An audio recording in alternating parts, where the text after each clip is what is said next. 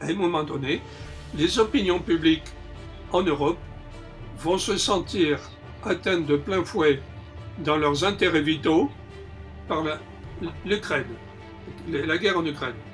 Et à ce moment-là, on pourrait voir un retournement des opinions publiques qui jusque-là soutiennent la détermination américano-européenne anti-Poutine et anti-russe, mais dans un deuxième temps, ces opinions européennes pourraient changer d'avis à 180 degrés et dire que ça ne les concerne plus.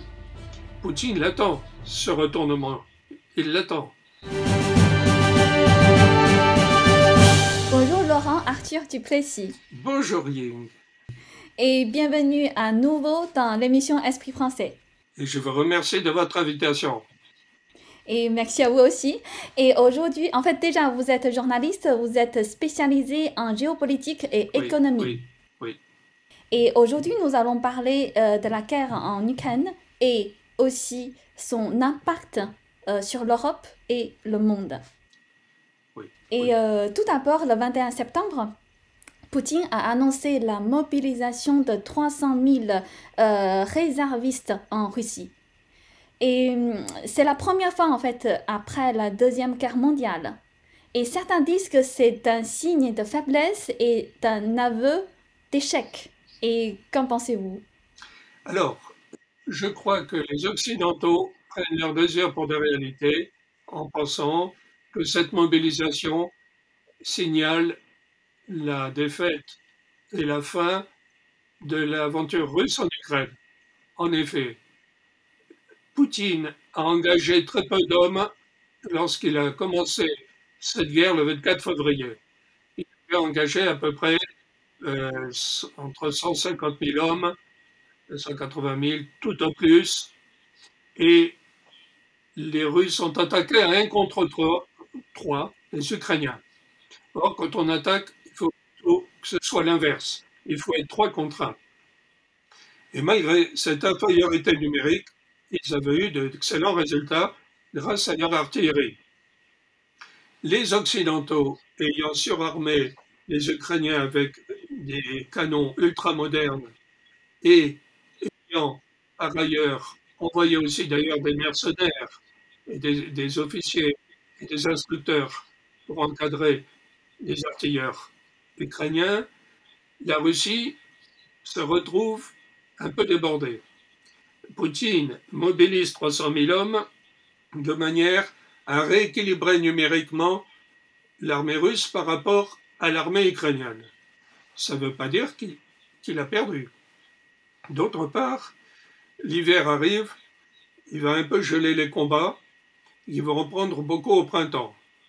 Mais Poutine, de toute façon, peut durer longtemps, parce que le peuple russe est très résilient, malgré certains opposants, dont l'Occident fait grand cas.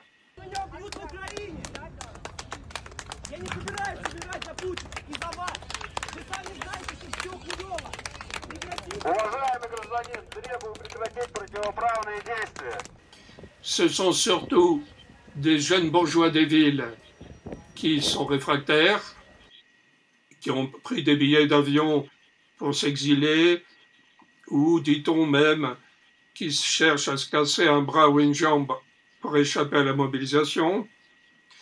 Mais Poutine fera surtout appel à des réservistes et à des populations de la Russie profonde. Et il a toute une Russie profonde qui est un vivier pour recruter des dizaines de milliers d'hommes. Et donc Poutine a perdu une bataille, mais il n'a pas perdu la guerre. Mais c'est vrai que cette mobilisation de 300 000 hommes signale un nouveau palier dans l'escalade. C'est une aggravation de la situation. Cela tourne le dos aux négociations. Il y a là le résultat à la fois de la volonté de Poutine de ne pas perdre cette guerre et de la volonté de Washington de conserver un abcès entre l'Europe et la Russie en éternisant cette guerre par une pluie de dollars et par des livraisons énormes de canons ultramodernes. D'autre part, par le concours du renseignement américain, par satellite, avions AWACS et drones qui jouent un rôle énorme dans la conduite de la guerre et par un encadrement étroit de l'armée ukrainienne par le commandement de l'OTAN, même si ce n'est pas officiel. Et donc, il y a là une escalade qui peut être extrêmement dangereuse, parce qu'en effet, avec l'annexion prochaine des 4 oblasts, la Russie peut considérer à un moment donné qu'elle est attaquée dans son sanctuaire territorial par l'armée ukrainienne et elle peut déclencher à ce moment-là des tirs d'armes nucléaires tactiques pour répondre à cette attaque ukrainienne. Là, on a un risque d'escalade considérable et dont on ne sait pas très bien jusqu'où ça peut aller. Et manifestement, Washington souhaite continuer la surenchère par un surcroît de dollars et un surcroît de livraison de canons ultramodernes. Donc, ça veut dire que la guerre va durer. Elle va être un peu gelée pendant l'hiver, mais elle va reprendre intensivement au printemps prochain. Et on ne sait pas vers quoi tout ça peut mener. Il est certain que l'effondrement du régime de Poutine ne semble pas pour l'instant d'actualité. Malgré les émeutes de ces jeunes bourgeois des villes qui ne veulent pas aller à l'armée, malgré une situation économique russe qui, sans être catastrophique, souffre quand même des blocus, mais pas autant que les Occidentaux l'auraient voulu, puisqu'il y a des ponts commerciaux entre la Russie et la Chine, et entre la Russie et l'Inde, donc qui tempèrent les effets des sanctions économiques. Néanmoins, on peut dire que pour Vladimir Poutine, il y a l'assurance d'une certaine stabilité de son régime. Et tandis que maintenant, Zelensky affirme que les buts de guerre de Kiev sont non seulement la reconquête du Donbass, mais même de la Crimée aussi. C'est dire que cette rhétorique tourne le dos complètement à tout esprit de négociation. Je crains que cette guerre dure, je crains que cette guerre conduise à une escalade incessante. Je vois que même Pékin et New Delhi maintenant demandent à Poutine de se tempérer, mais il faudrait que des pays d'Occident disent à Washington de tempérer aussi ses ardeurs, puisqu'il ne faut pas être dupe. Le régime de Kiev ne tient que par le soutien financier massif de Washington et par le soutien logistique massif de Washington grâce aux HIMARS et autres canons ultramodernes qui ont permis la contre-offensive ukrainienne. Et vous pensez que vraiment Poutine, il est prêt de lancer une guerre nucléaire? Alors, il n'est pas impossible qu'il utilise des armes nucléaires tactiques, c'est-à-dire des armes de champ de bataille, à savoir des mini bombes atomiques qui font des dégâts sur quelques kilomètres autour. Donc, ce ne serait pas une guerre avec des armes nucléaires stratégiques anéantissant New York, etc. Le problème, c'est que l'emploi des armes nucléaires tactiques n'a encore jamais été réalisé. Donc on ne sait pas bien à quoi ça mènerait ensuite, à quels enchaînements. Mais Poutine n'est pas prêt à tirer sur New York. Hein. Il n'est pas... Et d'autre part, Je rappelle que l'Ukraine n'est pas dans l'OTAN. Donc, l'OTAN n'est pas censée être concernée si Poutine fait ça en Ukraine. Et selon vous, parce que Macron utilisait le mot impérialisme et des colonies, est-ce que selon vous, Poutine, c'est quoi son but en fait de lancer cette guerre et c'est quoi ce qu'il veut vraiment? Alors, ce qu'il veut, Poutine, c'est mettre un coup d'arrêt à l'hégémonisme américain. Poutine voulait justement préserver l'Ukraine d'une mainmise américaine totale et Poutine voulait la neutralisation de l'Ukraine, c'est-à-dire sa démilitarisation, ce qui a été refusé. Macron parle d'impérialisme et de colonialisme, mais c'est absurde. Il n'y a pas d'impérialisme et de colonialisme. La Crimée est russe. Elle l'est depuis le XVIIIe siècle. La Russie est rentrée dans ses possessions, si je peux dire, avec la Crimée. Ce n'est pas de l'impérialisme et du colonialisme. La partie est de l'Ukraine est russophone et voulait justement ce que lui avaient garanti les accords de Minsk en 2014-2015, voulait pouvoir parler le russe. Kiev a refusé d'appliquer les accords de Minsk et la France, l'Allemagne, qui avait signé ces accords avec l'Ukraine et la Russie, n'ont pas veillé à leur application. Là encore, les Russes sont sur une position défensive. Ce ne sont pas des impérialistes colonisateurs. Donc, ce que dit Macron n'a pas de sens. C'est absurde. Ce sont des mots dont il se gargarise volontiers, mais qui ne correspondent pas à une réalité. Et il veut avoir l'air de jouer un rôle en se gargarisant de mots, alors que dans la réalité, il ne pèse pas. Il voudrait peser, d'autant qu'il avait l'ambition d'être un grand leader européen.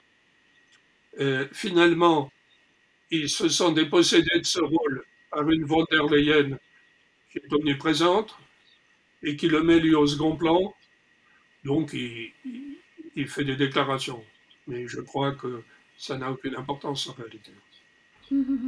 Et comment voyez-vous le destin de Poutine? Parce que récemment, quand même, la Russie a perdu la bataille. La Russie, hein, comment A perdu. A perdu la bataille. Alors, elle a perdu une bataille. Est-ce qu'elle a perdu la guerre? Voilà la question. Il faut voir une chose. D'abord, l'armée ukrainienne a eu des pertes énormes en attaquant, parce qu'on a plus de pertes souvent quand on attaque que quand on se défend militairement. D'autant que cette armée a traversé des plaines où elle était exposée à l'aviation russe, aux missiles russes et aux canons russes. Donc, elle a une grosse perte. Cette armée ukrainienne est donc elle-même soumise à la lassitude et à l'usure, tout autant que l'armée russe. L'armée russe, elle a de la réserve.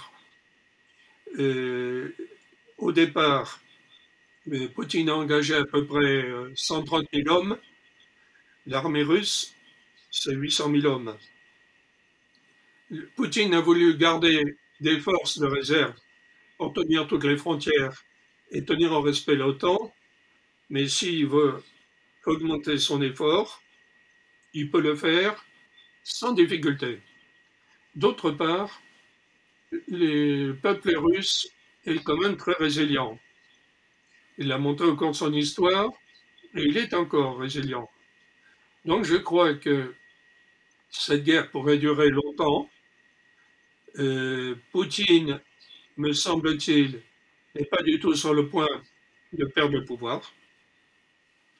Il est en train de commencer à donner des gages à son extrême droite nationaliste, ce qui n'augure pas bien de l'ouverture de négociations. Et Poutine va poursuivre son effort de guerre, qui va être quelque peu gelé par l'hiver, mais qui va reprendre au printemps. Donc, en réalité, cette guerre pourrait durer.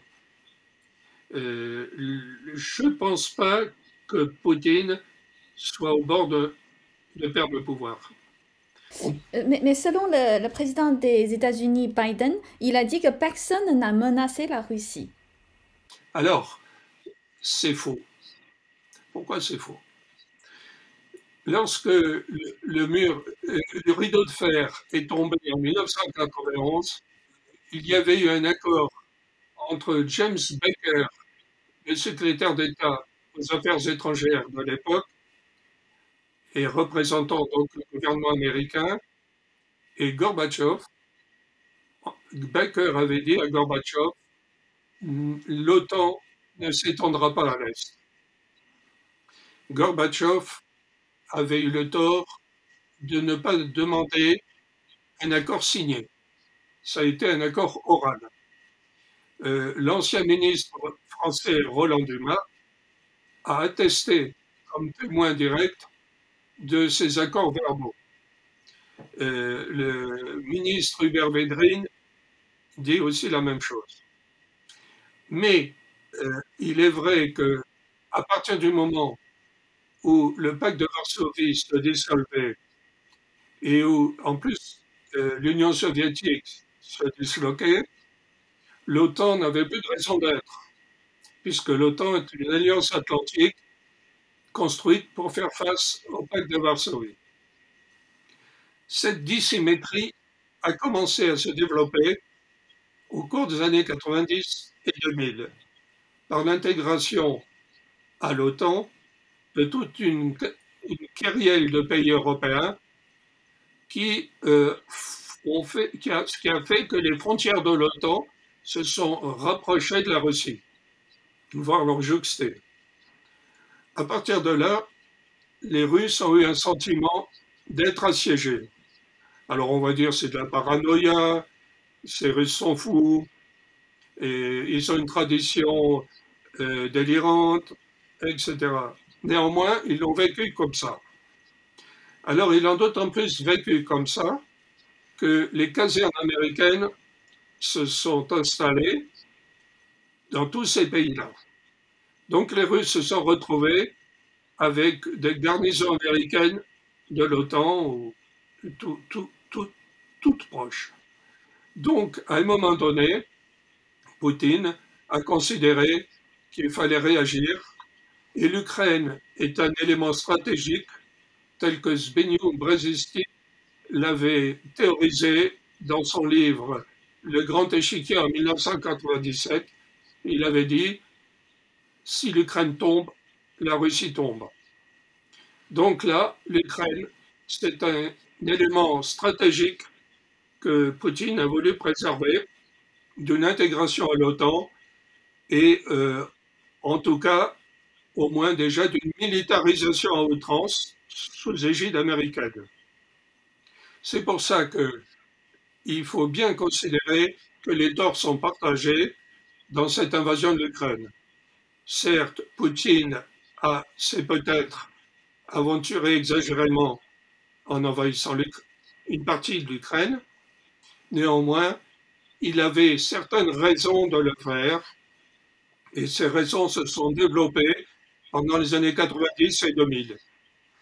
Et Washington n'a pas voulu, en réalité, que les pays d'Europe se rapprochent trop de la Russie, parce qu'en effet, il y aurait une synergie économique et financière absolument phénoménale entre 450 millions d'Européens à haut pouvoir financier, éducatif, technologique, et 17 millions de kilomètres carrés de la Fédération de Russie, bourrés de matières premières.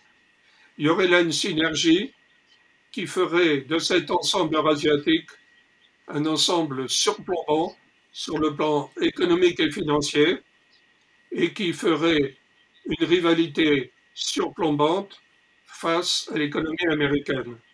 Donc la préoccupation constante de Washington, c'est de mettre un fossé entre l'Europe et la Russie. Mhm. Comme vous dites, en fait, après la guerre froide, la politique des États-Unis et voire l'Europe, il essaye de faire, cherche à faire tomber la Russie, en tout cas à affaiblir la Russie. Et est-ce que vous pensez que c'est une politique, c'est une erreur en fait de considérer la Russie comme un ennemi? Alors, c'était une très grave erreur. Il faut savoir que lorsque Poutine arrive à la tête de l'État russe en 2000, après avoir été Premier ministre en 1999, il a pendant plusieurs années tendu la main à l'Occident et à l'OTAN. Il a souhaité que la Russie intègre l'OTAN. Il a souhaité que les pays d'Europe et la Russie développent leurs liens. Et il voulait en réalité une sorte de sainte alliance face aux dangers islamistes.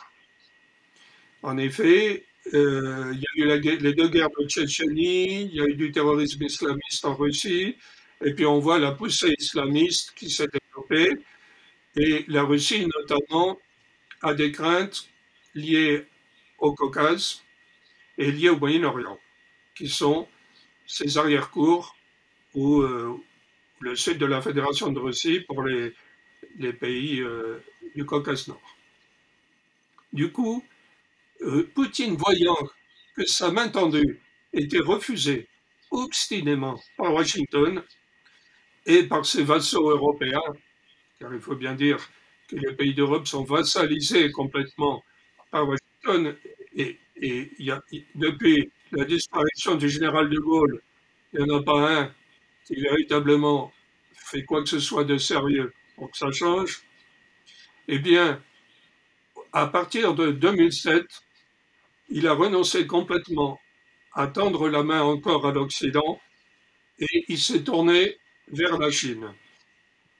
Donc, on peut dire que Washington a jeté la Russie dans les bras de la Chine, ce qui est dramatique parce qu'en effet, au lieu que se constitue un ensemble américano-européo-russe qui puisse fabriquer une architecture de sécurité à l'échelle planétaire, eh bien, on a une césure, un fossé entre l'Occident et la Russie, et on a une Russie qui rejoint le camp de la Chine de Xi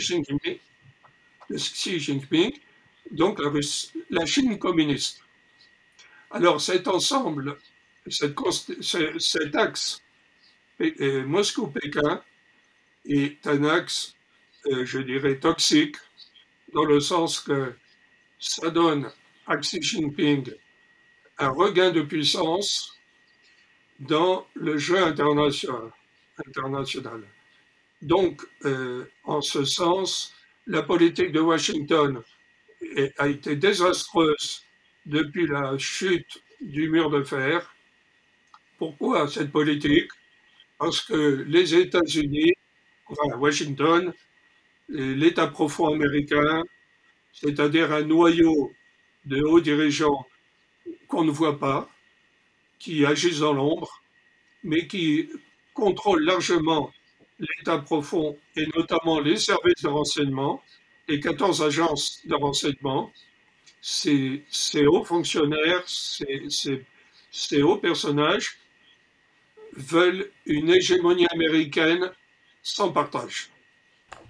Est-ce que vous pensez maintenant la situation est grave? Oui, C'est-à-dire, oui, elle est grave.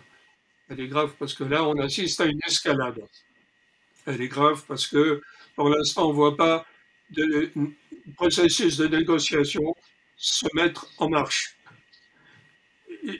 Henri Guénaud avait fait dans Le Figaro un article où justement il faisait référence à la guerre de 14-18. Et il parlait justement des somnambules qui, les chefs d'État et de gouvernement qui en 14 ont laissé la situation se dégrader sans la contrôler et sans être vraiment conscients au départ de ce qu'ils faisaient. Quant à à l'Europe, évidemment, mais enfin l'Europe là-dedans, c'est la victime. Elle est accablée de toutes les conséquences négatives. Un suicide énergétique, une Allemagne qui est complètement torpillée économiquement, d'autres pays d'Europe comme la France qui vont subir une inflation des coûts d'énergie phénoménale, etc. Donc, il y a plusieurs zones du monde qui auraient intérêt à ce que la négociation commence. Le pays qui est quand même le plus jusqu'au boutiste, ce sont les États-Unis. Pour l'instant, les États-Unis ont des bénéfices, au moins à court terme, qui sont substantiels. Et écouler le gaz naturel liquéfié qu'ils produisent au Canada et aux États-Unis. D'autre part, voir des rivaux économiques européens s'affaiblir, à commencer par l'industrie allemande, et puis affermir l'OTAN, puisque même l'OTAN est en voie de s'agrandir avec de nouveaux pays. Donc pour les États-Unis, actuellement, le bilan semble positif. Néanmoins, ce que l'on peut constater, c'est qu'à moyen et long terme, c'est le rôle monétaire du dollar comme monnaie de réserve qui va être de plus en plus remis en cause. Ça commençait déjà avant, mais ça va s'accélérer, puisque que voit-on? À la faveur de l'embargo, Moscou, de plus en plus, libelle, disons, ses exportations en roubles ou en yuan ou en roupies indiennes, et on assiste à une accélération de la dédollarisation de l'économie mondiale. Et tout à l'heure, vous dites c'est l'Europe, en fait, c'est les Européens qui sont des victimes. Oui, Et oui. vous pouvez nous donner un peu plus de détails, c'est-à-dire victimes dans quel domaine et qu'est-ce qui va enchaîner peut-être cet hiver, comment ça va se passer? Et oui, victimes dans le domaine énergétique, donc industriel notamment. En effet, prenons l'exemple de l'Allemagne. L'Allemagne, 45% du gaz qu'elle consomme, ou même 50%, venait de Russie. Le gaz russe était un gaz à bas prix. Tout ce qui arrive par oléoduc ou gazoduc coûte moins cher que ce qui arrive par bateau sous forme de gaz naturel liquéfié. Parce que le gaz naturel liquéfié, ça veut dire qu'il faut d'abord liquéfier le gaz pour le stocker sur les bateaux, ensuite le regazéifier une fois qu'il arrive au port. Tout ça, c'est très cher. Donc, ça fait un gaz très cher. Alors que le gaz russe, il arrive par gazoduc très facilement et il est beaucoup moins cher. Toute l'économie allemande a été basée sur une énergie pas chère, notamment le gaz russe. Le miracle économique allemand n'aurait pas été ce qu'il est sans le gaz russe. Donc se priver du gaz russe, c'est se tirer une balle dans le pied, et je dirais même dans la tête. C'est suicidaire. L'économie allemande va connaître des moments catastrophiques. D'ailleurs, les prévisions économiques commencent à intégrer ces conséquences-là. Mais l'Allemagne n'est pas la seule victime, puisque nous-mêmes, nous avions en partie bradé notre énergie nucléaire et on est en train de se réveiller et de comprendre qu'il faut remettre en route la moitié des centrales qui étaient à l'arrêt. Et il y a d'autres pays qui vont souffrir aussi beaucoup. Et alors tout le monde se tourne maintenant vers des pays comme l'Algérie ou les pays du Golfe pour avoir du gaz de substitution pour remplacer le gaz russe. Tout ça n'est pas très facile. L'Algérie est déjà pratiquement saturée de demandes. Il y a l'Italie, il y a l'Espagne, etc. Tous ces pays ne peuvent pas augmenter leur production du jour au lendemain. Et donc, il y a certaines limites à tout ça. Donc, on va vers une énergie de plus en plus chère et donc vers des conséquences économiques récessives, puisqu'en effet, le substratum de l'économie, c'est l'énergie. L'économie, ça consiste à transformer une énergie en bien de consommation, et plus l'énergie est chère, plus l'économie souffre. L'Europe se tire vraiment des balles dans les deux pieds. Et tout ça par soumission à une politique américaine jusqu'au boutiste.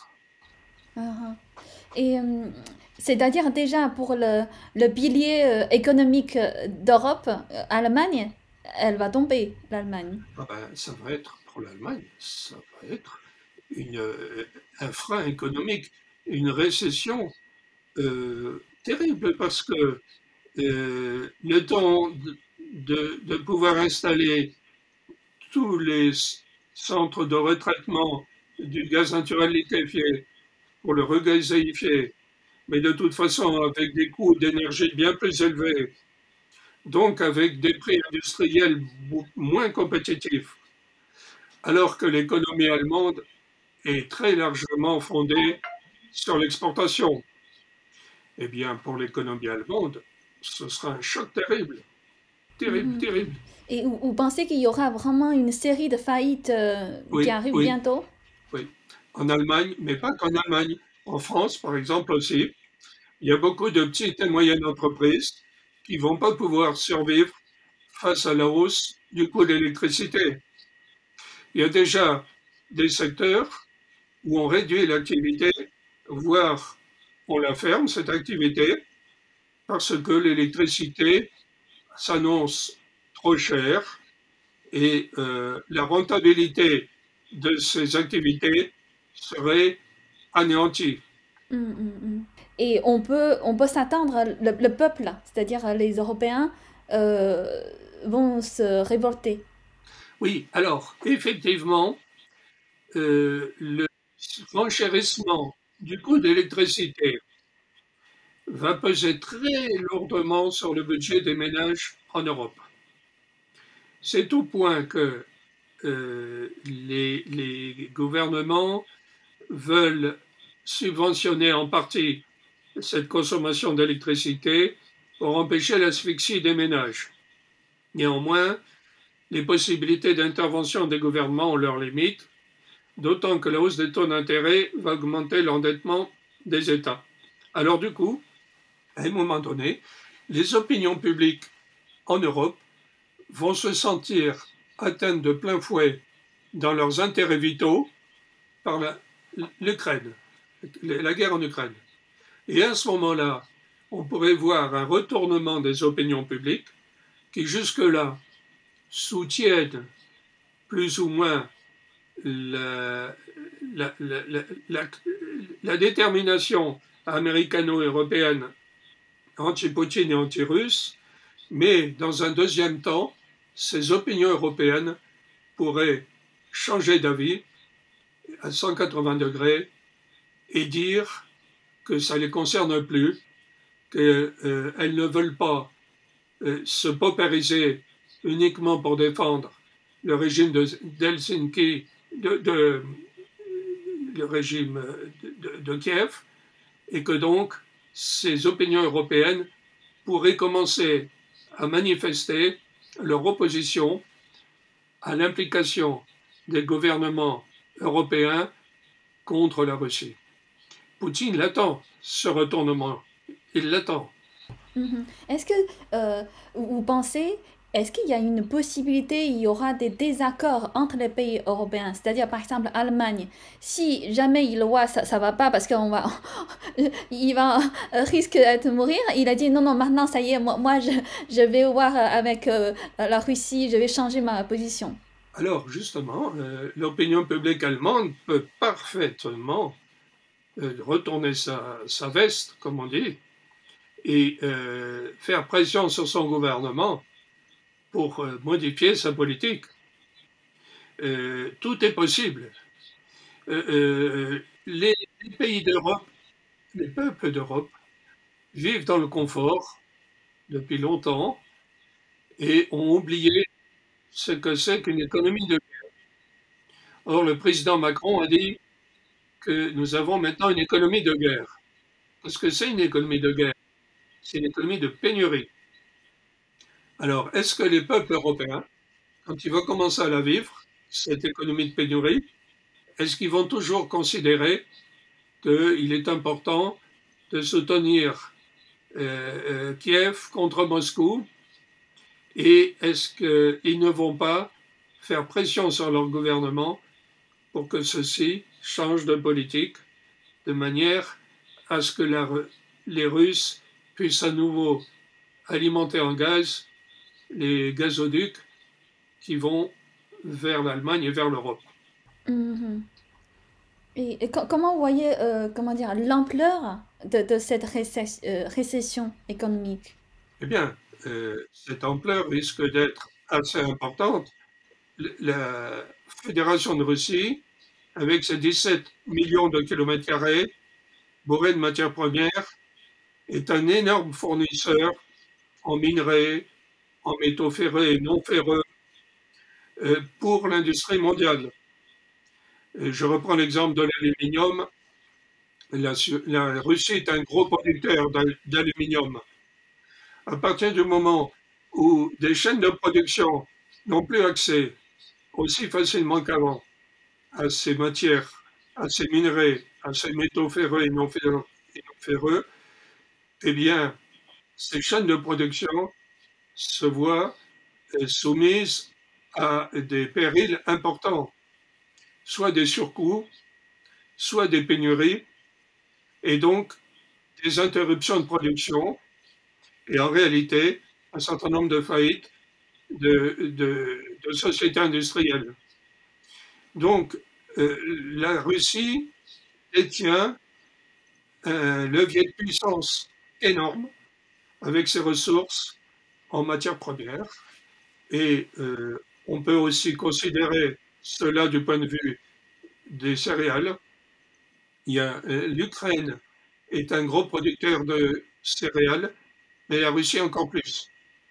La Russie a une production céréalière tellement importante qu'elle nourrit une partie de l'Afrique, du Moyen-Orient, etc.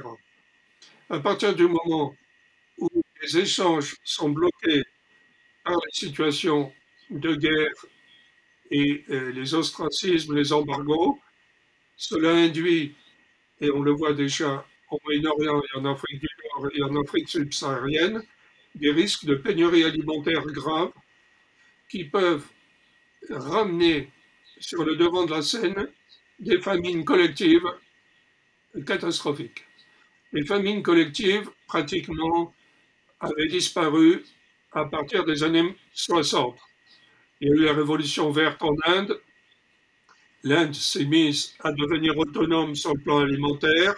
Mais voilà que l'Inde, il y a quelques mois, a décidé de ne plus exporter son riz de manière à se préserver des aléas du marché mondial et à préserver sa population. D'autres pays sont sur le même chemin, pourrait-on dire, et on risque de voir réapparaître des famines à grande échelle en Afrique au Moyen-Orient qui conduiraient à la chute des régimes en place et à un remplacement de ces régimes, par exemple, par des régimes islamistes. Je pense à l'Afrique du Nord, qui n'est pas du tout autonome sur le plan alimentaire et qui, au contraire, est tributaire largement des importations de blé, de maïs et soja, etc. Je pense au Moyen-Orient aussi. Si ces régions sont accablées par des famines à grande échelle liées aux perturbations du marché mondial de l'agroalimentaire, ces régions risquent de tomber entre les mains des islamistes. Car en effet, ils profiteront des situations de détresse des populations pour propager un discours radical qui, évidemment, dans ces moments-là, bénéficient d'un terreau favorable. Donc vous voyez comment tout ça peut entraîner une série de réactions en chaîne qui peuvent être dramatiques. C'est pour ça qu'il serait urgent de pousser les belligérants à la négociation. Donc en fait, si je résume, en fait, cette guerre en Ukraine a conduit déjà, premièrement, c'est la crise énergétique, et après il y a la famine, et aussi il peut y avoir une vague de réfugiés aussi. Oui. Et aussi, tout à l'heure, vous dites déjà cette alliance entre la Russie, la Chine communiste, même Iran.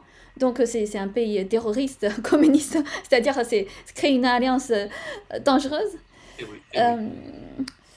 Oui, je prends l'exemple de l'Iran.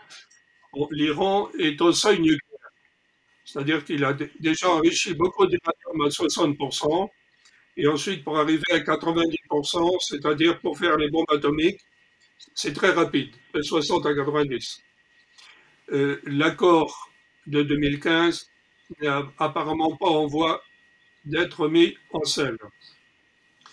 L'Iran est dirigé par un régime de mullahs et d'ayatollahs qui, certes, exercent des répressions violentes, mais restent en place, sans doute à cause de ces répressions aussi, mais pas seulement, parce que l'embargo contre l'Iran suscite aussi un réflexe d'orgueil national aussi. En tout cas, si Poutine avait pu s'entendre avec l'Occident pour faire une architecture de sécurité à l'échelle mondiale, à ce moment-là, Poutine aurait fait pression sur l'Iran dès les années 2000 pour qu'il ne se lance pas dans la course à la bombe atomique. Et l'Iran n'aurait pas pu se soustraire à la pression de Moscou, d'autant que Moscou avait justement donné une aide en créant la centrale nucléaire de Boucher, ce qu'elle n'aurait pas fait à ce moment-là, etc. Vous voyez, donc l'architecture mondiale de sécurité n'a pas pu se bâtir sur des bases solides et saines, puisqu'il y avait ce rideau de fer à nouveau entre l'Occident et la Russie.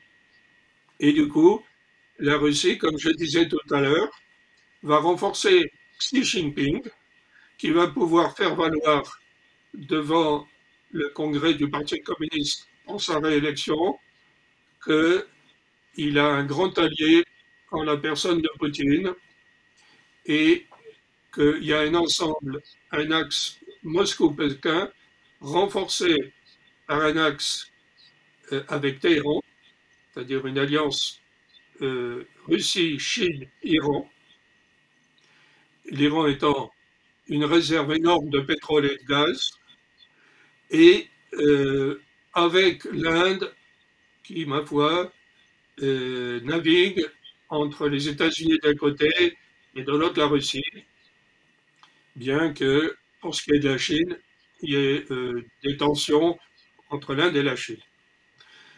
Donc, c'est catastrophique tout ça, parce que la géopolitique mondiale verse dans une direction où les facteurs belligènes sont de plus en plus présents. La paix mondiale est de plus en plus menacée. Du coup, quelle est votre vision sur le changement de l'ordre mondial?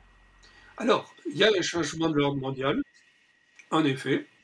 À partir du moment où Washington a rejeté la Russie dans les bras de la Chine, je dirais qu'il y a une modification du rapport de force, puisque la Russie, c'est 17 millions de kilomètres carrés, comme je disais tout à l'heure, bourré de matières premières.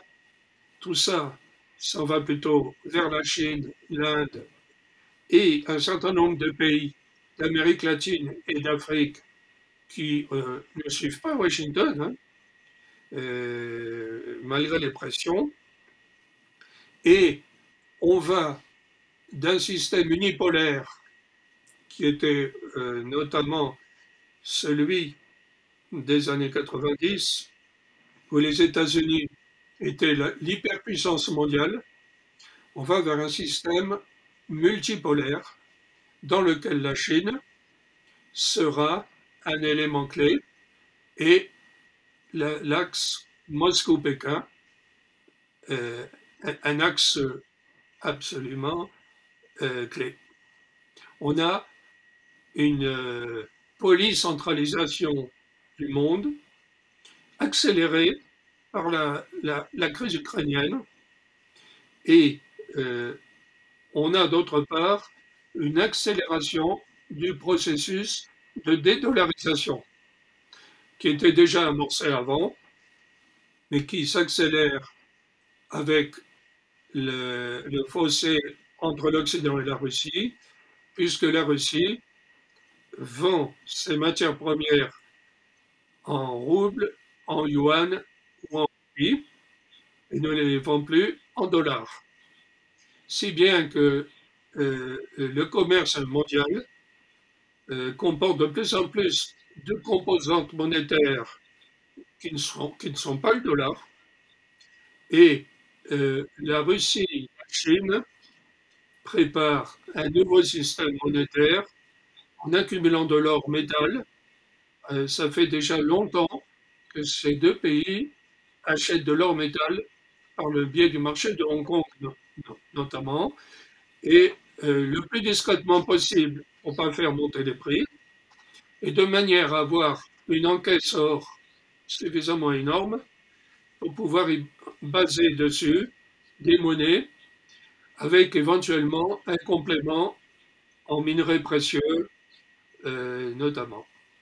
Et donc, on s'achemine vers la constitution d'un nouveau système monétaire international qui ne serait plus fondé sur le dollar comme monnaie de réserve, mais sur le yuan et peut-être un panier de monnaie avec le rouble, le roupie. Et en tout cas, il y aurait au moins deux systèmes monétaires concurrents, mais il est certain que pour les États-Unis, à terme, c'est une menace considérable parce que la richesse américaine est très largement basée sur le rôle du dollar comme monnaie de réserve. À partir du moment où ce rôle diminue, voire disparaît, pour l'économie américaine, ce sera un trou d'air considérable. Elle en sera très affaiblie. Et je dirais que l'économie américaine ne pourra plus vivre à ce moment-là au-dessus de ses moyens. Donc il y a un enjeu monétaire énorme derrière tout ça. Et la crise ukrainienne est en train d'accélérer le processus de dédollarisation du monde. Mhm. Et pour le moment, dollar, c'est assez, comment dire, assez fort par rapport oui, euro. pour l'instant, notamment parce que l'euro est faible. Et en effet, l'euro pâtit de ce que les économies européennes sont frappées de plein fouet par le renchérissement des prix d'énergie. Mais, dans un second temps, le dollar pourrait lui aussi pâtir, justement, de la dédollarisation des échanges commerciaux sous l'égide de Moscou et de Pékin et éventuellement de New Delhi.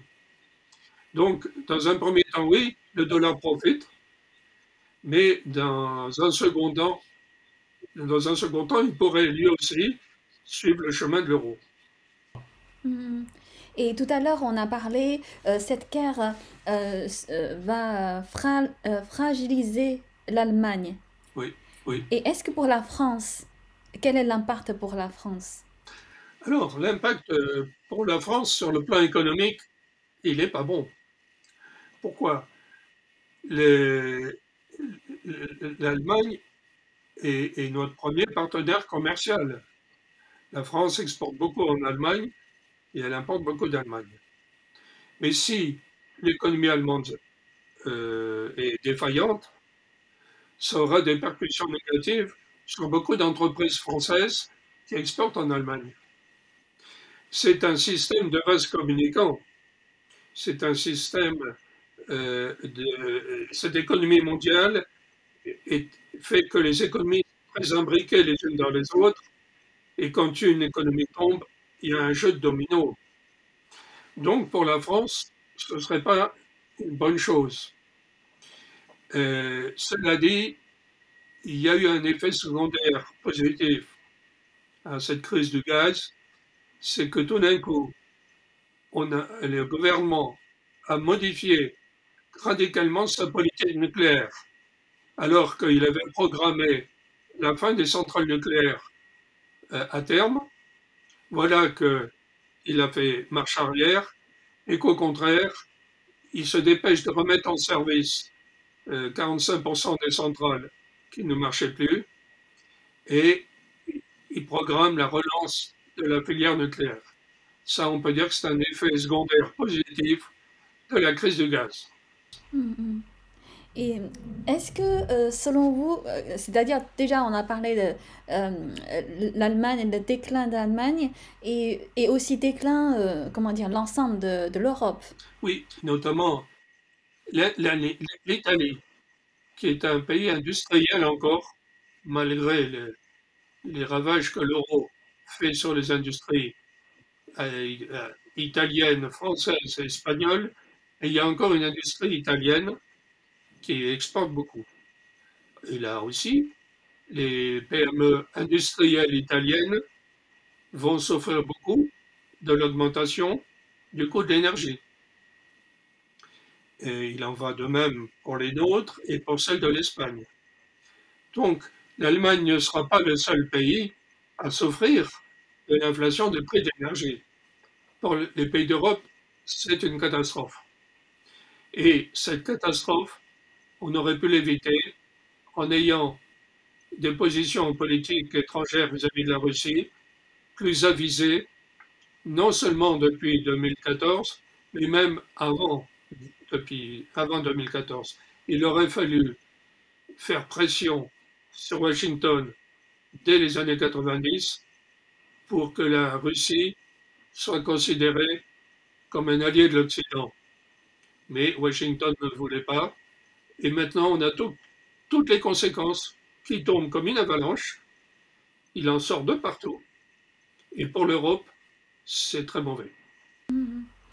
Et est-ce que déjà l'Europe, tout à l'heure, à part tous les, avec tous les votre analyse, on peut dire l'Europe est désormais rentrée dans une période de mouvementée, c'est-à-dire chaos, des conflits? Oui, oui, parce que l'Europe, en effet, est confrontée à des menaces de diverses natures. Il y a la montée de l'islamisme radical en Afrique subsaharienne, au Moyen-Orient, en Afrique du Nord. Il y a, comme je disais tout à l'heure, la menace de la chute de régimes en place qui seraient remplacés par des régimes islamistes qui seraient hostiles à l'Europe. D'autre part, l'Europe est tourmentée par une inflation galopante et cette inflation appauvrit les classes populaires et les classes moyennes, ce qui est de nature à compromettre la stabilité politique des pays d'Europe. Et il est vrai qu'il y a dans un certain nombre de pays d'Europe des communautés islamo-africaines très nombreuses qui sont de plus en plus hostiles et qui représentent à terme un risque d'affrontement à grande échelle, de guerre civile, comme d'ailleurs l'avait esquissé Gérard Collomb, l'ancien ministre de l'Intérieur, quand il a quitté son ministère et qu'il a dit des communautés qui vivent côte à côte et qui pourraient être face à face. Or, on voit des attaques au couteau de plus en plus nombreuses, on voit des agressions dites gratuites et on voit bien aussi un antisémitisme qui n'est plus celui traditionnel, mais qui est celui d'origine islamique, qui fait qu'il n'y a plus de juifs dans le 9-3, par exemple, ou il n'y en a plus à Sarcelles. Donc il y a là des ferments de violence et d'affrontement de plus en plus importants, et c'est vrai pas seulement pour la France, C'est vrai pour d'autres pays comme le Royaume-Uni, comme la Belgique. On a vu en Suède, il y a quelques mois, des scènes de guerre civile parce que 20% de la population suédoise vient d'Afrique quasiment. Et d'ailleurs, on a vu du même coup les résultats électoraux avec une montée de l'extrême droite en Suède. Pareil pour l'Italie, avec des élections prochaines. Donc, il y a toute une série d'éléments qui sont en interconnexion les uns avec les autres, d'autant que avec l'augmentation du coût de l'énergie, l'augmentation de l'endettement des États, qui vont être obligés d'aider les ménages, avec donc la paupérisation des États, ceux-ci ne pourront plus acheter la paix sociale aussi généreusement qu'ils l'avaient fait avant. Je dirais que notamment la politique française de subventionnement des banlieues est un moyen de calmer l'agitation et d'acheter la paix sociale. À partir du moment, et de même que le fait de fermer les yeux sur le trafic de drogue dans les banlieues, qui était aussi une façon d'acheter la paix sociale. Mais avec la paupérisation de l'État liée à l'augmentation des taux d'intérêt, donc l'augmentation du service de la dette, donc la réduction des marges budgétaires, donc la réduction des transferts sociaux et la paupérisation de certaines couches de la société, on a là des éléments d'incandescence, des éléments de conflit extrêmement importants.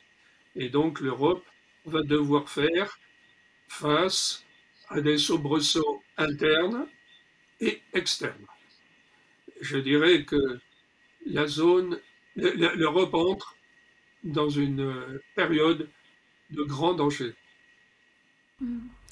Et avant de conclure notre interview, quel est votre conseil pour les Français justement en face de cette crise peut-être de longue durée? Eh bien, je donnerai aux Français le conseil d'abord de s'assurer du mieux possible d'une autonomie énergétique par les panneaux solaires, par l'isolement amélioré des murs contre le froid, en se dotant de double vitrage qui aussi arrête le froid. Je dirais donc en se munissant d'une autonomie énergétique de manière à pouvoir faire face à l'augmentation du prix de l'énergie.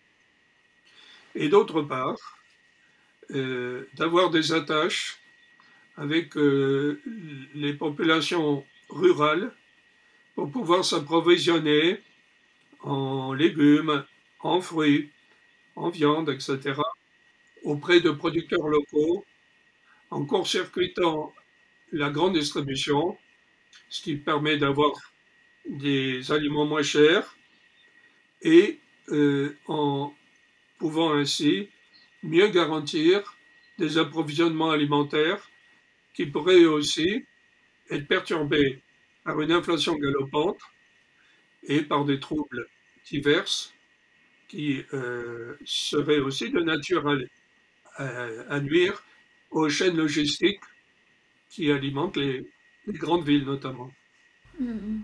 Ok, merci beaucoup Laurent. Merci.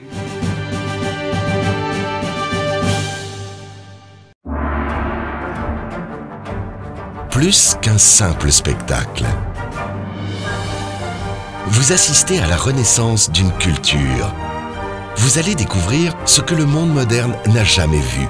La Chine avant le communisme. La nouvelle saison de Shen Yun en live, sur scène. Réservée dès maintenant sur shenyun.com. En tournée dans toute la France. Avant le communisme, l'histoire de la Chine était glorieuse. Et s'il était possible de la faire renaître?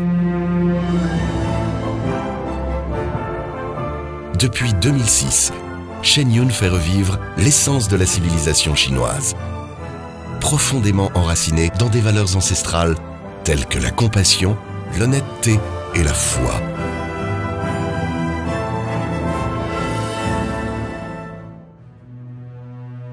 Mais des décennies de destruction, d'imposture et de violence ont presque détruit les valeurs de toute une nation, ainsi que sa propre identité. Alors, comment faire renaître ce qui a été perdu dans la Chine actuelle? Au cœur de Shen Yun se trouve une forme artistique ancestrale, la danse classique chinoise.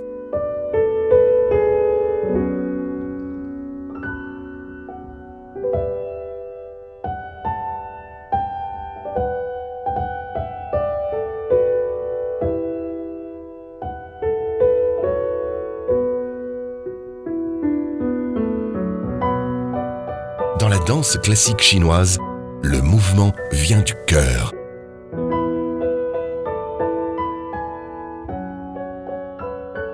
Cette caractéristique fait de la danse classique chinoise un art très expressif, sans égal pour raconter des histoires.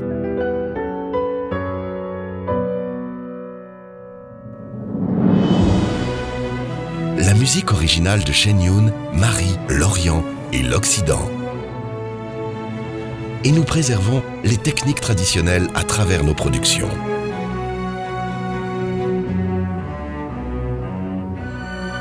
Dans leur vie quotidienne, nos artistes respectent l'authenticité, la bienveillance et la tolérance, ce qui donne une plus grande profondeur à notre art. Chaque année, Shen Yun présente un spectacle entièrement nouveau.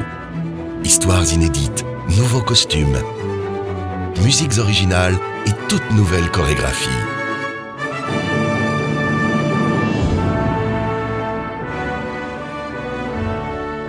Cela est rendu possible par le dévouement de chaque artiste. Car l'objectif qui nous anime est plus grand que nous tous. Rejoignez-nous pour redécouvrir la beauté, la sagesse, l'humour et la théâtralité de 5000 ans d'histoire.